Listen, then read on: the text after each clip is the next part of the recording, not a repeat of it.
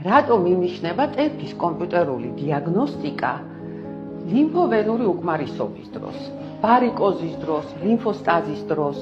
რატომ გეუნებათ ანგიოლოგი, რომ გამოიკვლიეთ ტერფი?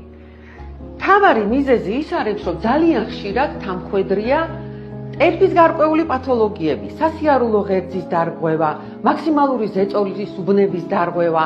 ამ შემთხვევაში ინდივიდუალური სამკურნალო საკორექციო ღაბაში ძირითად მკურნალობასთან ერთად, რომელსაც ანგიოლოგი გინიშნავთ, აუცილებელია რესორული და ტუმბოს ფუნქციის გაძლიერებისთვის, რომ მოიხსნას ჩივილები, როგორიც არის მძიმე ფეხის სინდრომი, სწრაფი დაღლა დატვირთვისას, შეშუპების შემცირება, ვინაიდან ინდივიდუალური ღაბაში აძლიერებს უკუდინებას.